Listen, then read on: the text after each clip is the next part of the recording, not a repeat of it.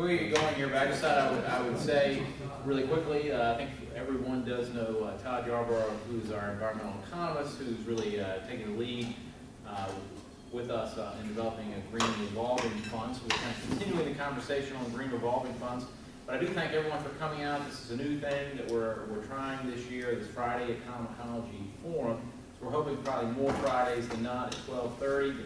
The place is not necessarily fixed yet, but we're going to be having various topics in economicology, and I wanted to sustainability in general. And then next week, I think we're planning to have Jamie Sansone, who's going to be giving a presentation about the beekeeping endeavor that the Aquinas Beekeeping Club has been doing. So with that, and then we have Jessica's got a number of things also nearly lined up into October and November, so we'll be releasing that schedule when we have that done. But without further ado, Todd Yarbrough and Green Revolving Funds Part 2. Yeah, Part 2. Okay, so I didn't really know what to expect in terms of who would come to this. And obviously, not a lot of people, but that's fine. Really, kind of what I've come to sort of realize about institutions is that it's not really necessarily the size of the first time you talk about it or second time. It's sort of if you can continually transmit a message, it ultimately sort of permeates through the campus, and that's sort of my hope, because ultimately we are now sort of moving beyond the stage of simply talking about a green revolving fund. So in earnest this fall we will design the green revolving fund for Aquinas, and the hope is that by late November, December we can start looking at project suggestions and things like that. So this is something that's ongoing. We're going to be designing it. Feedback is certainly, aside from the fact that we're going to be looking for feedback, we're going to be going to people for feedback as we do this from multiple disciplines, multiple faculty, staff, and students. But even more beyond that, just to kind of keep the conversation going. So I'm going to kind of, a little bit of what my presentation is a repeat of what I gave in April, just for maybe some of you who weren't here. I'll quickly get through that. It's basically just an explanation of what a green revolving fund is. So before we talk about green revolving funds, we have to talk about why we're talking about them. Right? What are the reasons why green revolving funds exist? And that's because we need them to exist. The marketplace of ideas has produced them. And the reason why the marketplace of ideas has produced green revolving funds is because we have a problem. Right? Most people agree that we have a problem. Here's one of our sort of larger problems, and that is that world energy consumption is rising, and specifically the amount of oil, the amount of coal, and the amount of gas that we use in order to power buildings, power factories, and power our lives. These are, of course, the dirty forms of energy, extremely dirty. And what's really concerning, especially when you consider the amount of coal that we're using, and in the United States, we are now have focused primarily on subbituminous coal, which a lot of firms moved to because of the Clean Air Act, because subbituminous coal has less sulfur in it, so it's more friendly to the Clean Air Act. But the problem is that the coal actually is much less efficient. So that subbituminous coal is what you often hear referred to as clean coal. We have, since the EPA has made substantial changes in terms of emissions, we have a new EPA standard that just came out. So, this coal, at least for the United States, should dip. Now, this is global, right? But then I think just last month, China came out as well and said that they were going to seriously start reducing their coal use as well. So, Todd, if I figured it was less efficient, just like that E85, but less efficient. So what is the net pollution? Even though it's obviously lower in sulfur, what's the net pollution? Oh, I don't know off the top of my head. I don't know. But I mean, that is widely available. If you just Google subbituminous coal, it'll tell you exactly, at what point it's combustible. Another issue with subbituminous coal is that it's less stable. It's actually a little bit more dangerous to store, but that's kind of not here. The fact of the matter is that as world consumption of dirty energy sources continues, the price will continue to rise. When you factor in, on top of the increase in demand from an ever-expanding global economy, also the case that in terms of oil, coal, and gas, these are certainly non-renewable resources, so their price will rise. So things are going to become more expensive is the issue. So things are getting more expensive. Right? So here are our emissions predictions. So this line right here is actual emissions. These lines are all the predictions.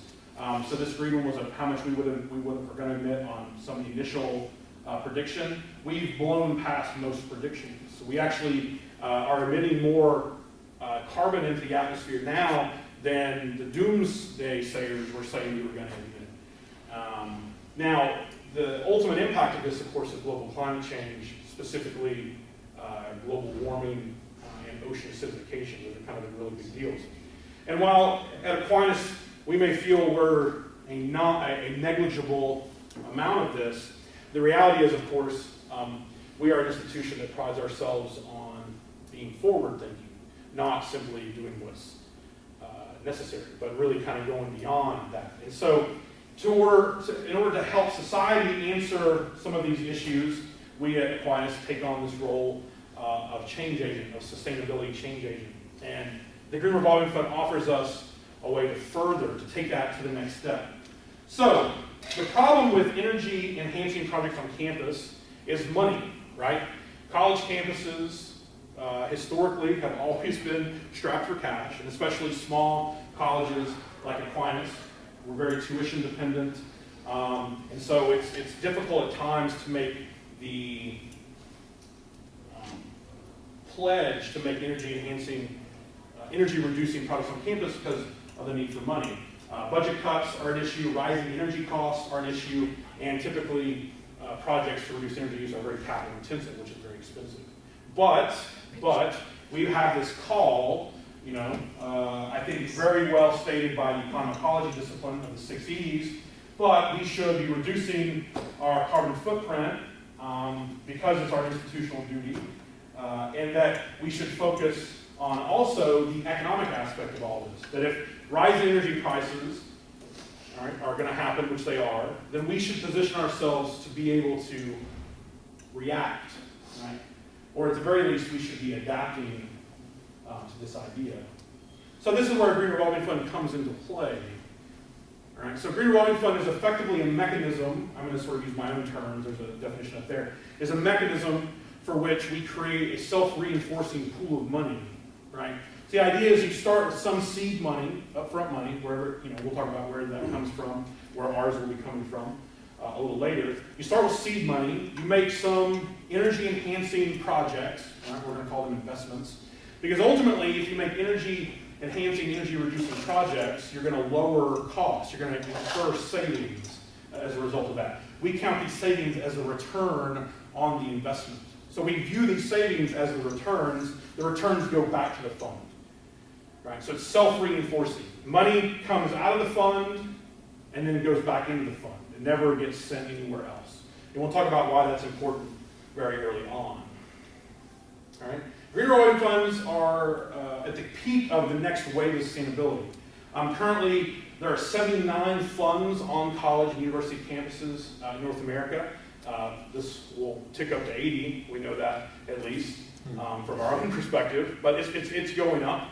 Over $111 million in committed investment as of late 2012. Again, these numbers are all higher. And 900 projects. It is a 900 individual collegiate projects to reduce energy use on campus.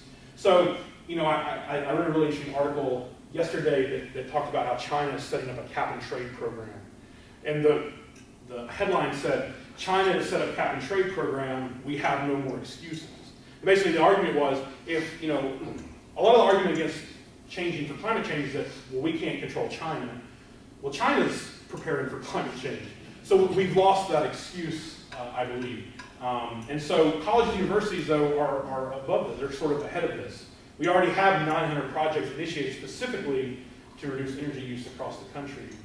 And the number of green revolving funds has increased over 60% since 2010 and 15-fold in the last decade. They have them at Calvin College, Harvard, and Grand Valley State. So in some sense, we're a little bit behind. Now, we will discuss why that likely is true. We have some institutional handicaps on us, right? We lack, it's a liberal arts college, we lack some of the science departments that a lot of these other schools have. We'll talk about why that's a little bit of a concern in terms of the design of the Green Revolving Fund here in a second. But ultimately, I think it provides us a nice opportunity, actually, to bring together, instead of just having engineers doing the projections, we'll have to sort of bring together multiple parties, which is kind of the whole idea in the first place. So, the market is now ripe for these kinds of things, right? Those of you in the business world, those of you in the academic world, we know that the trend right now is to a more sustainable way of doing things, right? Business schools are changing. Right? I was in business school when it was a lot different. This idea of sustainability, I never even heard the word sustainable, right, until I was in graduate school. When I went through business school, it was profit maximization. We are now having a change of heart. That's certainly a good thing. To that point, the market for green revolving funds is very good. So it's not merely colleges taking a chance. This is, in many respects, colleges making a wise economic and environmental decision. So the returns on investments from individual green revolving funds tend to be quite high. So on the low end of the spectrum, and I got this data from the $1 Billion Green Challenge, we have Georgia Tech, which had a 20% return on all projects, and Boston University, which actually saw 57% return on all projects. Now, these numbers are really high, and those of us who have some existence in the finance world, we sort of call into question what this means, right? Return on investment is 28%. Part of the reason why this ROI is so high is at the beginning of a green revolving fund, you specifically pick projects that have high ROI. So that's what some of this is. So over time, it's likely that the returns on investments, it's not going to be this high, but it's still going to be pretty robust. And at the end of the day, if I come to you and I tell you that there's an investment opportunity that right now could yield you 28% returns, you'd at least think about it. All right. So what can't be done with the green revolving fund? Really, the whole point of green revolving fund is specifically to reduce energy use on campus. So we can do all sorts of things: lighting upgrades, boiler replacements, water pipe installation, low flow toilets, building envelope upgrades, solar panels, community garden. We've already had conversations about, working on the community garden and things like this. And this is the important part of green revolving funds, is that it begins a discussion on a college campus about what needs to be done, right? What should we be doing to make the campus more sustainable? What should we be doing to make our lives, our existence in some sense, more sustainable? It's important to understand that under the context of a green revolving fund, investment does not equal cost. Investment does not equal cost. The meaning is that typically the way energy-enhancing projects would be done on campuses is they would be money taken out of the general fund, right? Or maybe you have some sort of green fund. Not a revolving fund, but just a green fund. So you would incur some savings from that fund. That money would simply go back to the general fund. Here, we really want to treat this as an investment. So we carve out the green revolving fund, and it becomes completely separate from any other money that the college has. This is not money that we will pull to, put up flyers advertising events. This won't be money, that we buy chairs with. This will be money that we use exclusively for energy-reducing projects on campus. So we have some criteria. I will talk more specifically about additional criteria that I and various members of the Sustainability Committee have come up with. But overall, the first sort of main criteria is the fund must finance energy-reducing projects. That's number one. That's what the projects are there for. Now, the fact of the matter is there are plenty of these on college campuses. So there's a lot of opportunity here to make these changes. Secondly, the fund must be self-reinforcing. The fund must revolve. In other words, it must put money back into itself. If that is not the case, if we allow money to drip out, we lose the integrity of the fund. And I've been having conversations with Dr. Matt, I don't really know how to say his name, it's H-E-U-N. Hewn is how you say it? Hewn. Hewn. That's it. Okay, very cool. So, with Dr. Hewn at Calvin College, about their experience, because they've had one since 2009. Or they began the process of design in 2009. I think it went live in 2010. Right? So, I sort of, one of the biggest things that he reiterated to me over and over and over again was that second criteria. Because what happens is that when a pool of money shows up on a college campus, wandering eyes a little bit. Oh, I see this sustainability got some money. How about we get some of that money? That can't happen. It's really important that does not happen in this scenario because the integrity of the fund needs to be maintained. So here are some examples of projects on campus. That obviously shouldn't be right there, but so Weber State has a total endowment of $62 million, so about double what we have here at Aquinas. But they have a gigantic green revolving fund. I mean, just humongous for their total endowment. And the way that Weber State's been able to do this largely is they took this idea of the green revolving fund and they marketed the heck out of it. And ultimately what they got was a lot of donations coming in from companies as well as individuals.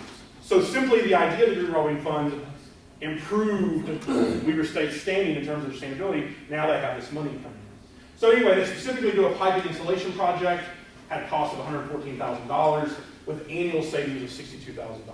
Right? That's a 2-year payback. Right? That's a 2-year payback. We would likely do this project anyway if it had a 2-year payback out of money out of the general fund. Why not instead use that money out of the green revolving fund? That way the savings come back. Right? Now the reason that having the savings come back to the fund is important to the integrity of the fund is because it forces us to be very, very vigilant about the projects we pick. Very, very vigilant. Right? We'll talk about risk here in a second. Risk is certainly a concern.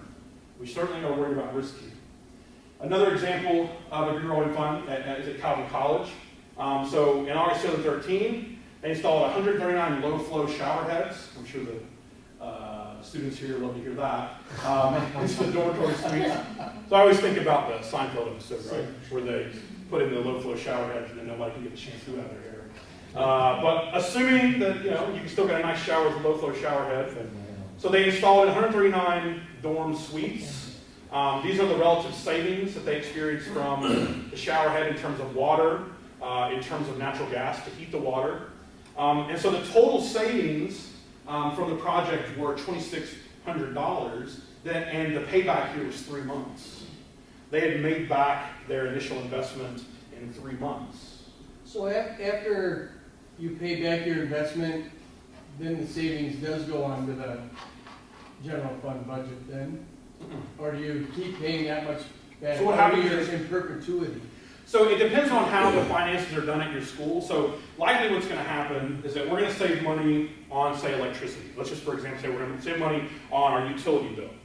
So we pay our utility bill out of the general fund, I would imagine. Is that correct? So whatever fund we pay utility bill out, that fund is going to experience savings. So what we would do is with the fund would then pay back to the green revolving fund those savings. But this is where the specific design of the fund comes down to whatever the schools wants to do. So this is a discussion that we're going to have over the next month or so. How do we actually want to have this money come back to the fund? Do we use utility rebate program, which I know Consumers Energy does with Calvin a lot, or do we simply pay back whatever savings we experience out of the general fund? It's certainly something we'll have to talk about.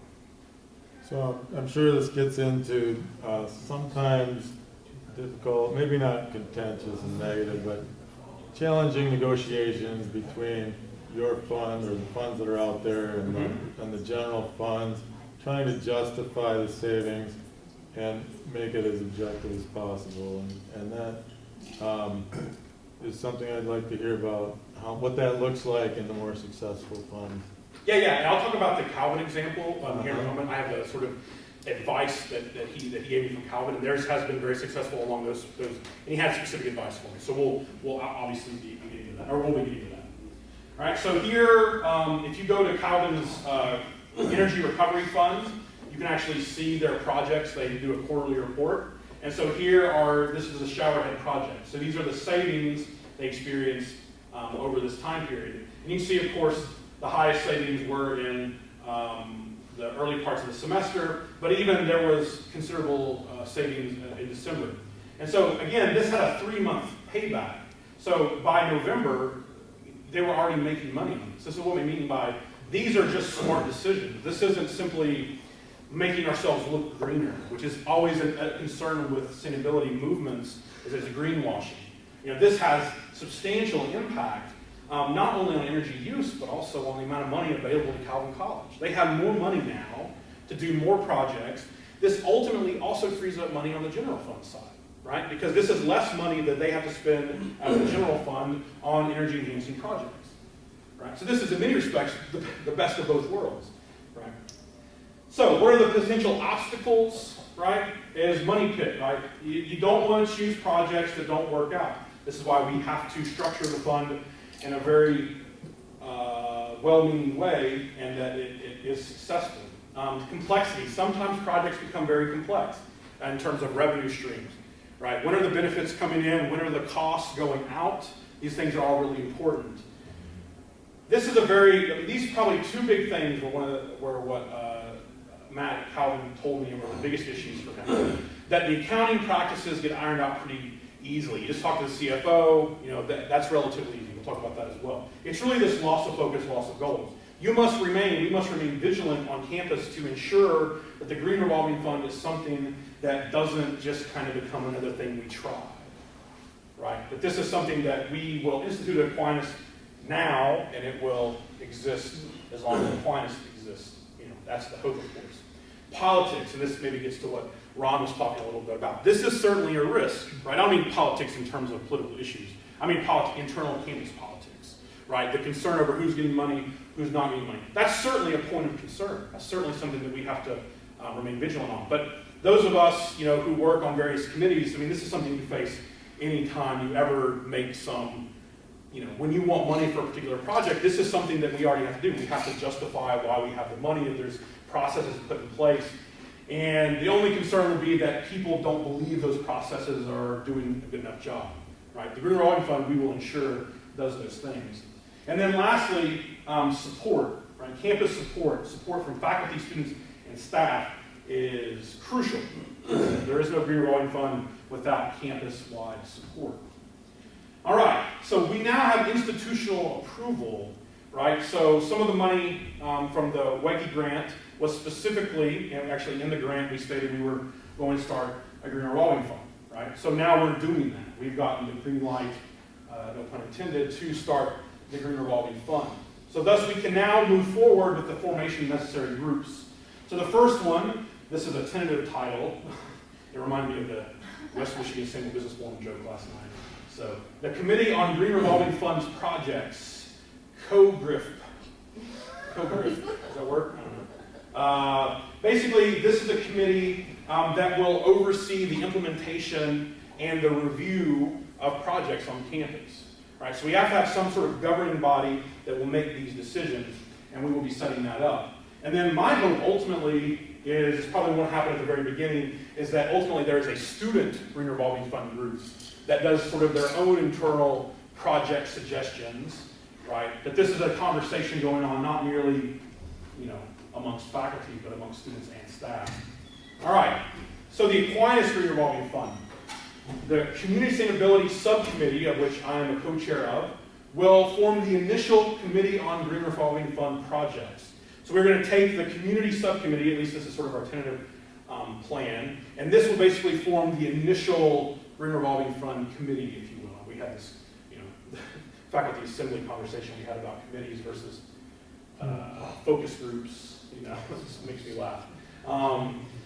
Subcommittee is currently made up of students, faculty, and staff. We have already implemented a situation where we took our sustainability groups, our committees, our sustainability committee. We basically broke it into 3 portions, and on each subcommittee there are students, faculty, and staff. Right? This is really important. Right? All 3 interests need to be represented on this particular committee. Also, the physical plant director or representative thereof, right, will certainly need to be on this committee. The CFO, liaison with administration and cabinet, right? An energy consultant from our sciences department. We'll certainly want to have somebody in that has a better understanding of the science behind energy. I'm an economist. I understand how money works. I don't completely always understand how energy works, right? So we'll let people work within their own specialties on that. Project approval. So we just talked a little about project approval. Projects will be submitted to the committee in one of 2 ways. Directly, right? Here's my proposal. Or online. We will set up a website, a Green Revolving Fund website, where we encourage everybody and anybody to submit a proposal. Right? To submit a proposal. And anyone can do this. Once proposals are submitted, the committee will carry out basic cost-benefit analysis utilizing agreed-upon accounting practices. Of course, we will agree upon these accounting practices in consultation with the CFO. We will consider in this cost-benefit analysis payback period, in other words, how long it takes us to pay back our initial investment, and then likely also something like net present value. I've talked with Cindy Van Gelderen. Apparently there are some new accounting techniques in the realm of sustainability that she thinks that we should try, so that's another thing that we can certainly pursue. I mean, it would be unbelievably a great thing if not only can we have a green revolving fund, but we also start kind of pushing a new way to do accounting. You know, that's kind of what's going on in economics right now. Economics is changing very rapidly, and mostly around the idea of sustainability. We're kind of leaving the old economics behind us. I think accounting, marketing, a lot of the business side are changing quite rapidly. You're seeing it. I see it every day. And then, of course, I have to mention we have these wonderful students here at Aquinas, right? 2 of which we have in the room here, who are, in my opinion, uniquely passionate about these issues. Because, frankly, they have to be, because they're going to have to face it. And their kids are going to have to face it. Right? I'm going to have to face it. You're going to have to face it. Everybody's going to have to face it. We all should be uniquely concerned, the students especially so. Once a detailed analysis of a project is carried out, including establishing the stakeholders, in other words, we want to know who benefits, who might potentially be hurt by a particular project. Like, if we have to take space away from somebody, or if we, change something, we have to know who benefits, and if anybody does, lose necessarily. More than likely, this won't ever be the case if somebody is on maybe the losing end, right? But we certainly have to consider it. We have to look at all relevant stakeholders. Projects will be reviewed by a physical plant director, CFO, and the Committee on Green Revolving Funds projects. The committee will have final say on what projects run and which do not. This, of course, in agreement with the administration, the president of the college. That, of course, has to be involved as well. Analysis will be made available to all interested parties through the transparency process. In other words, we will formulate, and I'll talk about this in a second, quarterly, in my opinion, also should do simple monthly reports that talk about the process of the Green Revolving Fund. What projects have we instituted? How much money are we saving from them? How are we doing? Right? This analysis is as much for us as it is for other people, so they know what we're doing. Us, so we know how good of a job we're doing. Risk. What is the risk? There's a lot of risk here. So first risk that we typically talk about on the investment side is maybe you make an investment, you have a projected cost savings. You don't realize that whole cost savings. Something happens, you don't save as much money as you thought. That is certainly a concern, but that's a concern for any investment. That's not a unique concern of environmental investment. That's a concern of any and every investment has some risk, right? The only zero risk, and that's even a theoretic zero risk, are treasury bonds.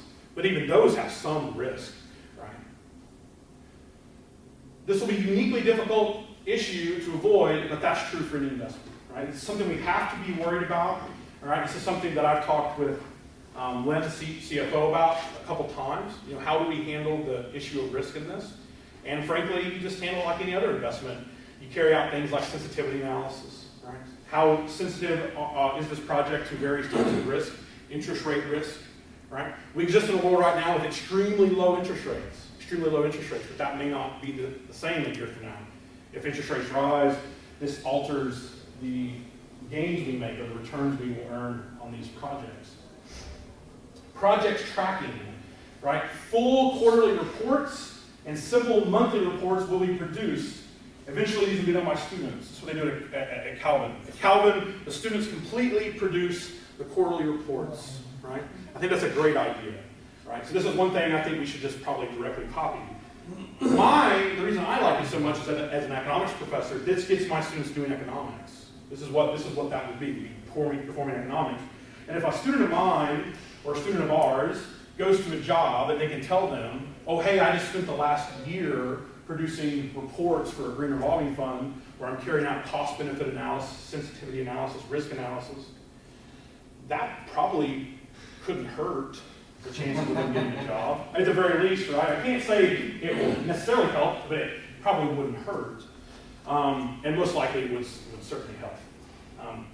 Annually, the Green Revolving Fund summary will be generated and shared with Aquinas and Grand Rapids communities. one of the things that I think we should do with this is this should be known. You know, Calvin has one, Grand Valley State has one. I think that ours can be, I'm not going to say better, but I think that ours can certainly be unique. I think that one of the things that we have going for it at Aquinas is there's something different about us, it feels like. I don't know if you guys feel it. I do. And I want our revolving fund to reflect that. I really do. I want it to be unique to us. So here's some possible criteria, just things that we are going to use to kind of inform our opinion, ultimately how we set up this policy, the policy parameters of the project. First and foremost, projects must reduce energy use in some capacity, and this reduction must be measured. So we have to know, we at least have to be able to estimate how much energy will actually be saved, right? How much energy will actually be saved. This could be quite difficult, especially in the absence of things like net metering, right? Which could be a possibility at some point in the future, but for the time being, we don't have that, right? Calvin doesn't have it either, right? I don't think Grand Valley State has it as well. So, it's not, I think at one point I thought that net metering was a necessary component of green revolving funds. I realize now that that's not necessarily true. It just is a little bit harder.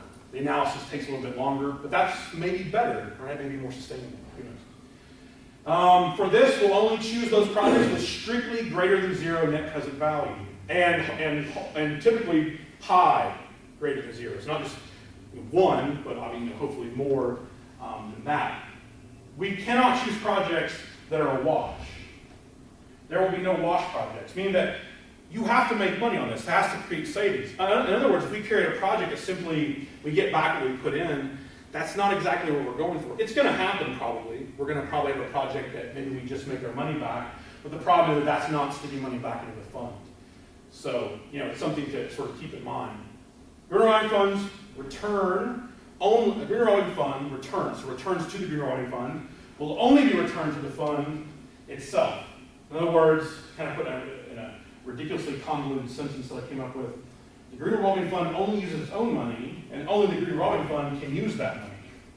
Right? In other words, the money will only go back to the green revolving fund, and the green revolving fund will only have that money to spend. This is not a situation where interested parties might be grabbing the moolah.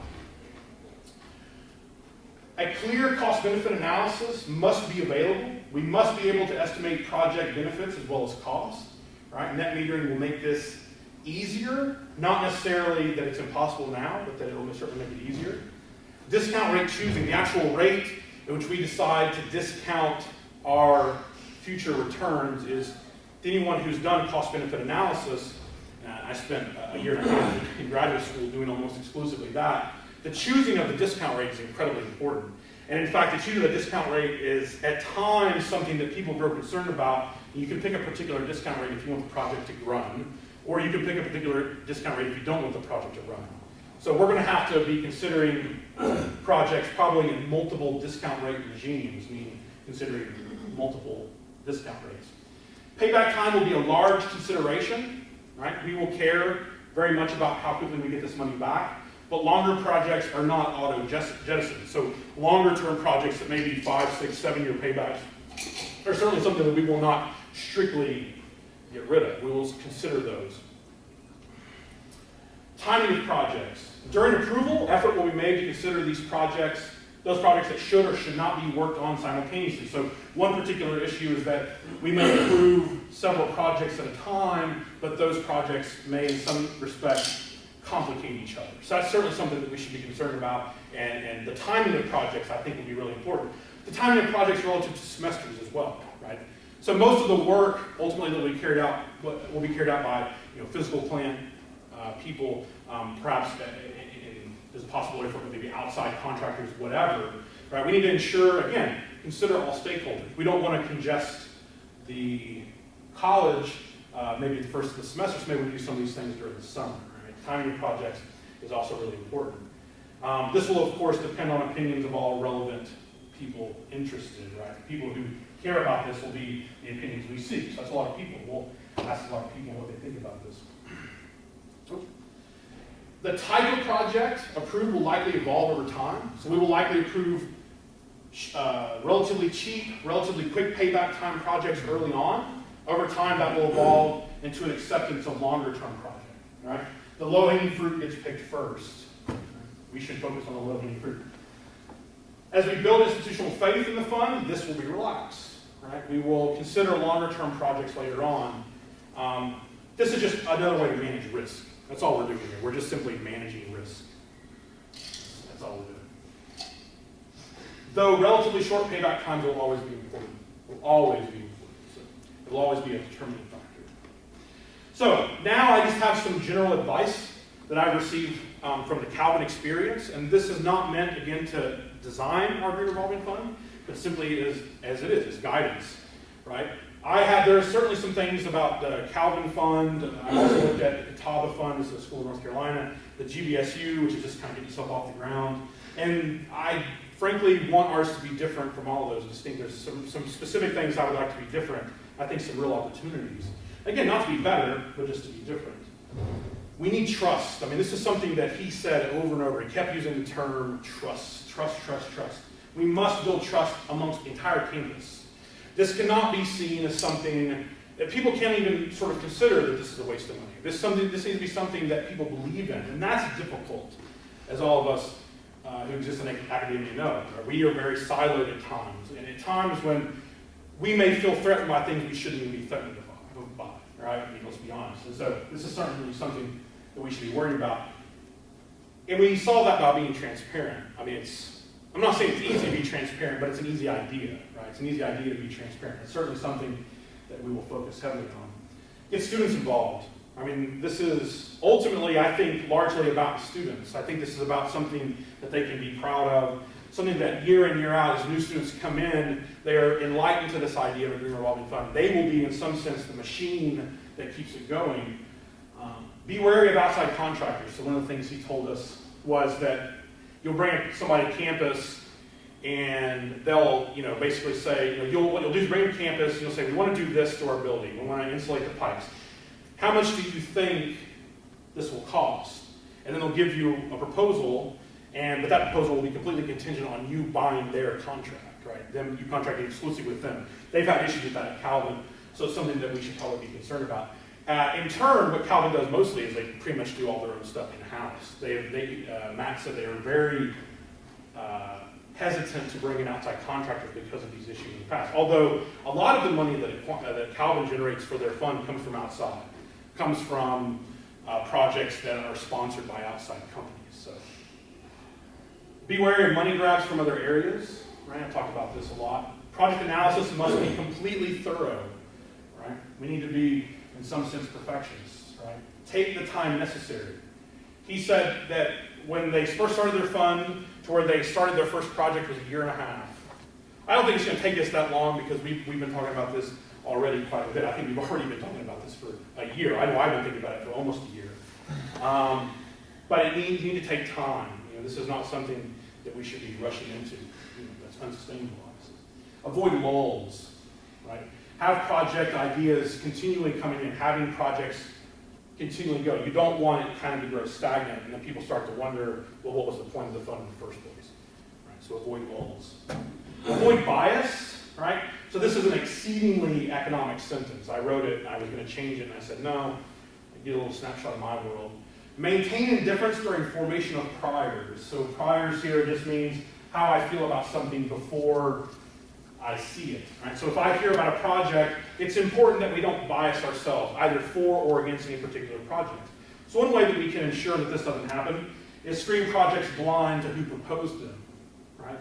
I think that's easy. Right? I think that's very easy. In academia now, there's a big movement to, when you submit a paper, an article to a journal, that they remove your name so as to not bias it based on your name. Because there was some evidence to suggest there was some, specifically some bias regarding sex, that women were not getting published as much as men. So now a lot of journals, not a lot, but some journals have taken the names out of when they review journal articles. Save money is save money regardless of where it is, right? So we shouldn't care where we save the money. All that we should care about is that we are. Now, we're all probably going to have like our pet projects, or I'm sure some of us will come up with projects of our own. It's just really important that we don't let that factor into our analysis. Right? And that's very difficult. We are humans. We are self-interested at the end of the day.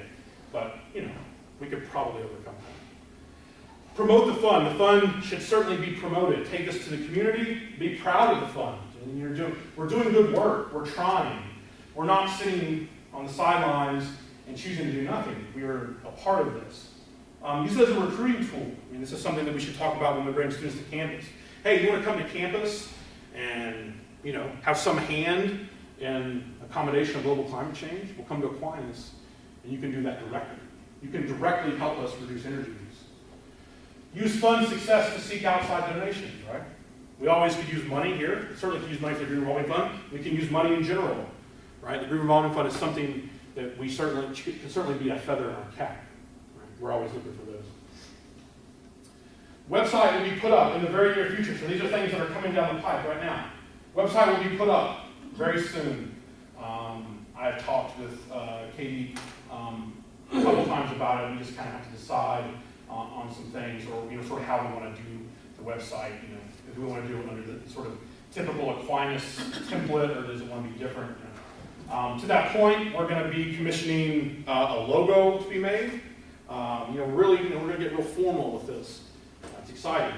The group will meet to discuss policy parameters. We're going to be meeting a lot this fall, discussing this a lot, ongoing conversations. Matt from Calvin is going to come and talk, hopefully, in one of these Friday lunch talks to talk about their experience. I'm really interested in hearing not so much how they designed their fund, but just their general experience, whatever that may have been.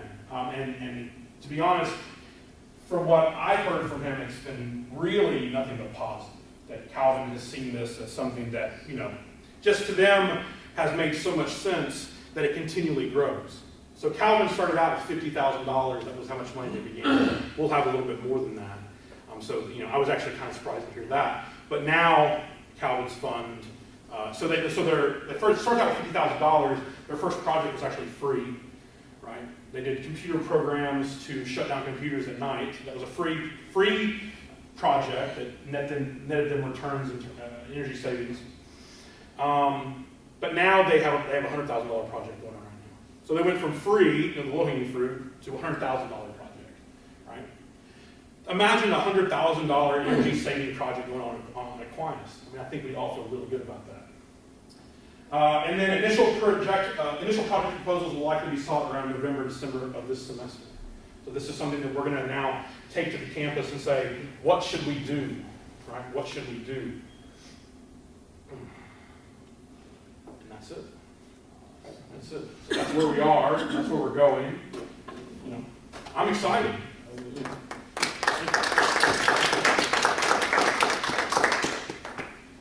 So thank you very much. This is something that I have, it's been a real labor of love for me. I've spent way too many hours on college websites reading about their Green Revolving funds. They're very similar, so you end up getting the same information over and over. But it's really enlightening, and ultimately it's very inspirational to know that we're a part of something. But at the same time, right, we're not alone, but at the same time, we can stake our claim. We can make this very Aquinas-esque. Any questions? Yeah. You talked about writing policy parameters. Does that include creating guidelines to help us frame the suggestions we want to make? Absolutely. So that's that great question. Absolutely. So one of the things that we will come up with initially is what does a form look like? So online you'll have a form that'll have what information do we want you to provide for your project? Because we don't. There is some. Honestly, we're probably not going to want.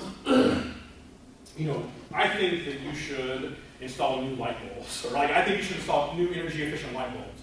Okay, that may be true, right? But maybe we'll need some additional information about that, why that is important. Now, ultimately, what we'll do is we'll take a project, if it sounds at least good to us on the surface, we'll then take that to the physical plant. We'll say, what would this cost, right? So then we have costs right then. And then we can go to, like I said, the science department, or just in general to find estimations for energy reductions. Then we have our benefits, right? And we just make sure the numbers look right. We check and triple check, keep doing this. And then once we feel, we let it run. But absolutely, there will be, the part of the policy parameter will be the form that you fill out when you propose a project. Absolutely. Any other questions? Well, we have, we need to promote the fund, obviously you said that. Mhm. How do you take the experience of other campuses about fighting skepticism? Yeah, I think so, you wanna head that off at the pass, but you're always gonna have some people are always looking to be offended. That's just the way they are. oh, absolutely. And I think that it was interesting, talking to Matt about it. And it took a while for the campus as a whole to really buy in. There was some, at the beginning, there was some issue with people not kind of completely buying in, people seeing this as perhaps almost like a political thing versus it's just something that helped the campus. But he said just over time, when they actually started doing, that low-hanging fruit project, and they were able to put it in a quarterly report, and they were able to advertise it, he said it just, as you would expect, over time, everybody came to go, hey, this is a great idea, this is fantastic. And I think the big thing about Green Revolving Funds is once you explain to someone, once they see that this is really that whole triple bottom line that we're talking about all the time, right? We're involving the community, we're involving the economics, and we're certainly involving the environment here. The community, which is nice, is that it's the entire campus. This is not a faculty thing, this isn't a staff thing, it's a student thing, it's all three combined. So to me, when we talk about triple bottom line or quadruple bottom line, Green Revolving Fund, shows those things. When I heard triple bottom line and I read about Green Revolving Funds, I said, well, there you go. There you go. I think, Ron, you have a question? Sure, I just think this is fantastic, and I think that there are going to be some really special things we can do here at Aquinas that's different, that could really be a nice story to tell in the end. And so I'm glad I'm hearing that I heard about this. I maybe just want to say that some of the things that I'm studying right now for the dissertation and the theory of evaluation is the focus, and the evaluation from multiple perspectives and trying to synthesize that all together is a very complex issue that I'm resolving, and I call it co-evaluation.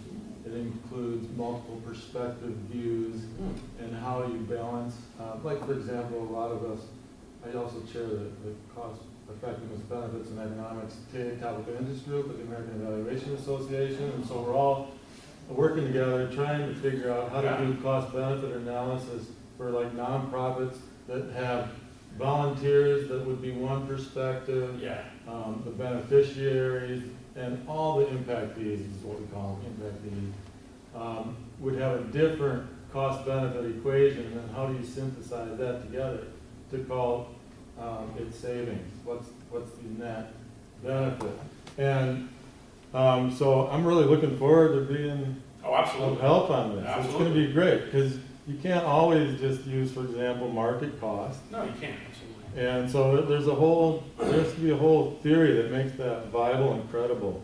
Absolutely. And another thing that it does, at least this is totally, for me, a very self-interesting thing, is it also teaches students, but it was sort of the general population, about this idea of valuation that a lot of people don't understand because it's a very complicated process. And one of the things as an environmental economist that I was trained in was specifically non-market valuation. So there are times when we can't simply look at market estimations or market behavior to assign values to things. So what we ultimately have to do is some kind of unique things, maybe surveys. And this is stuff that we can do here. We can do surveys and look at people's willingness to pay for certain environmental, So to me, it's, my mind just kind of exploded with all the possibilities.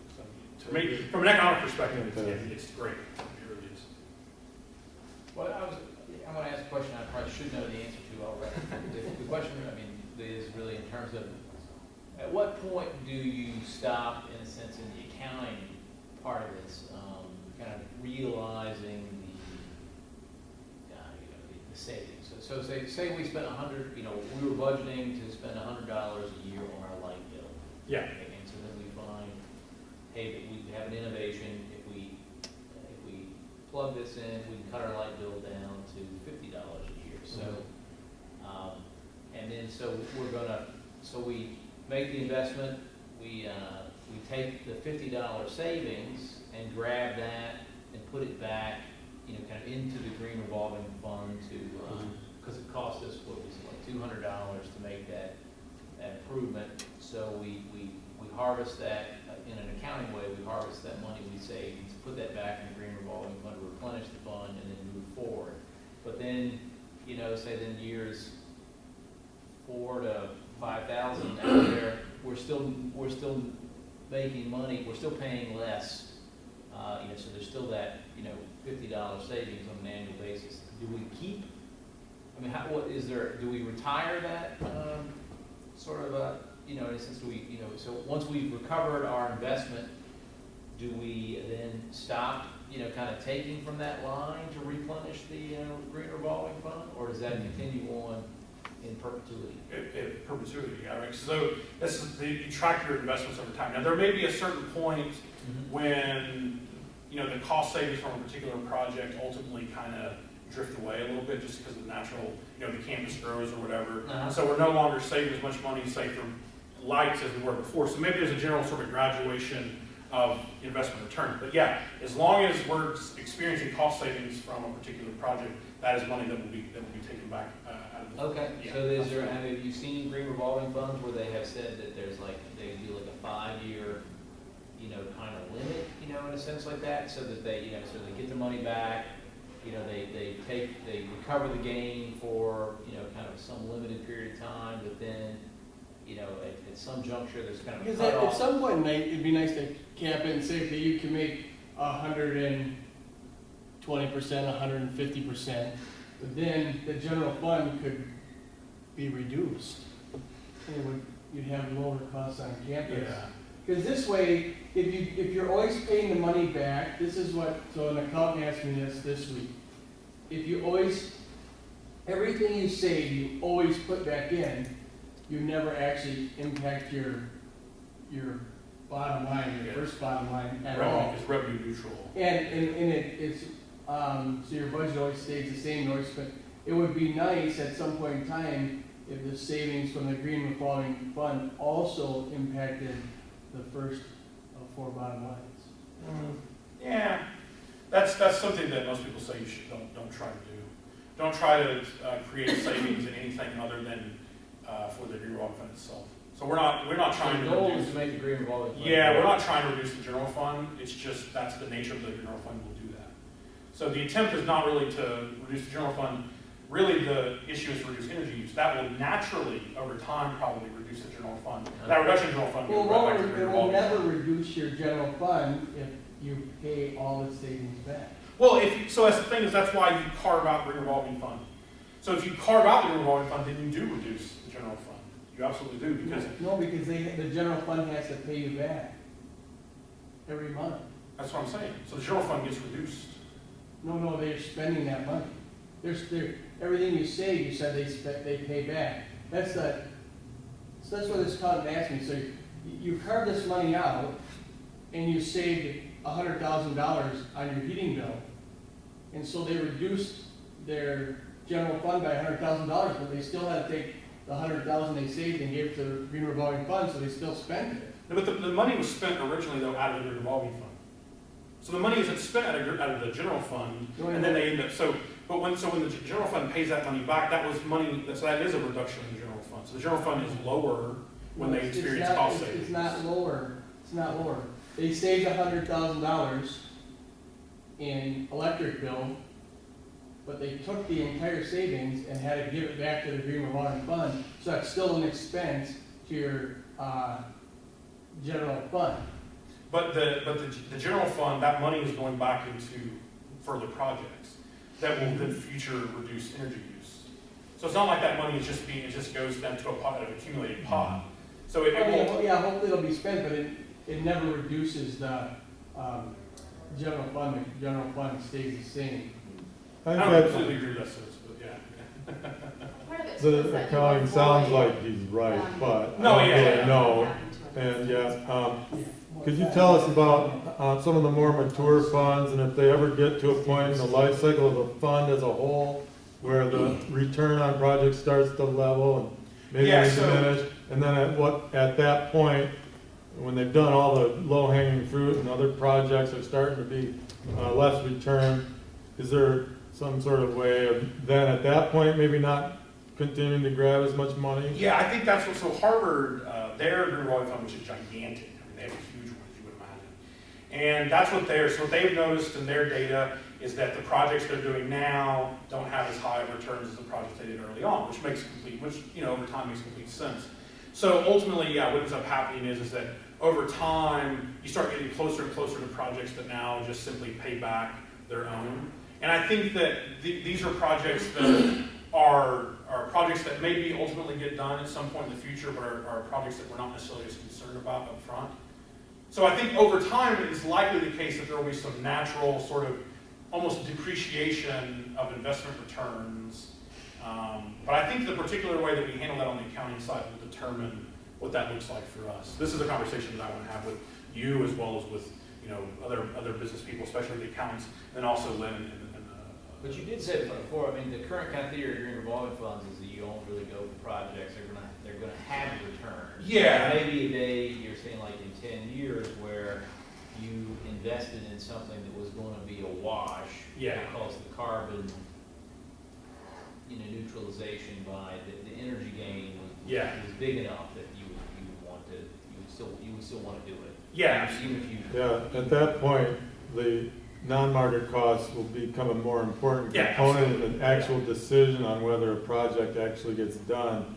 And as an environmentalist, you still want to have those non-economic costs promote a project, all right? Yeah. So you don't want to give that up, but at the same time, there needs to be a point at which,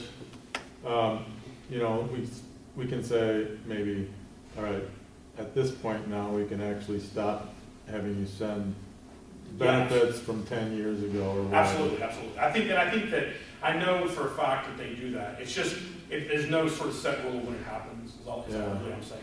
The schools have certainly retired certain project returns because over time, the project returns that we've kind of moved on to newer projects now. There were projects we did 10 years ago. Maybe it was a light project. Now we're installing even newer lights, right? So because obviously technology has changed. So yeah.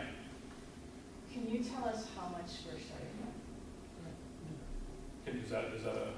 Yeah, I think that's, no, is it no? Well, it's We have $200,000. Yeah, 100 this year and 100 next year. Which is, I mean, yeah, that's. It was way more than we thought, Yeah. than I ever thought. We'll be hearing more about that next week from the president. Yeah. And then there's going to be another update to the faculty staff. And that's another big thing that I want to reiterate is that this has tremendous support from Juan. I mean, he's in some sense almost a champion of this alongside us, it seems, And that in of itself, the fact that we can even sort of have that relationship with our president and that he supports, projects like this is just tremendous. We should take advantage of that, obviously. Other schools have done these things without, Oh yeah, absolutely. like that. There are some schools that have actually that have done it in spite of their presidents. I mean, it's been really an interesting thing. And in some other schools, the whole sustainability thing is totally a faculty thing. If you look at Harvard's divestment program, that was written by the faculty. That was almost in spite of the administration. So that here it's nice. We don't have that friction much. So, any other questions? Thank you, Todd. Yeah, thank you.